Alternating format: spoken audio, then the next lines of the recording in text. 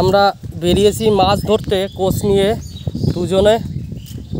এখন পুকুরে, এই যে পুকুর, এই পুকুরে কোচ দিয়ে মাছ ধরবো। অনেক মাছ আছে, রুই, পোনা, তারপরে ইলিশ। ইলিশ একটা মারার চেষ্টা করবো আমরা। একটা মাছ মারার জন্য আমরা 4 ঘন্টা ধরে বসে আছি, কিন্তু মাছ আমরা মারতে পারছি না।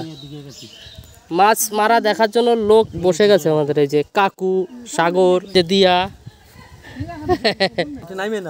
মাছ দেখা হয়ে গেছে, জেগে উঠেছে মাছটা। সায়ন রেডি কোচ নিয়ে, জলে নেমে গেছে সায়ন। এই মারবে, চলে গেল মাছ, মাছ চলে গেছে, মিস। মিস হয়ে গেল মাছটা। আবার হয়ে গেছে, মিস হয়নি, হয়ে গেছে, মাছ বেঁধে গেছে, বেঁধে গেছে, বেঁধে গেছে মাছ। সেই মাছ কষ্ট সফল, সফল হয়েছে কষ্টটা। মাছ নিয়ে আসছে দিয়া। চলো চলো, দিয়াও খুব খুশি। ওই দেখো কি হলো, আবার পাতলাটা পাইছে নাকি?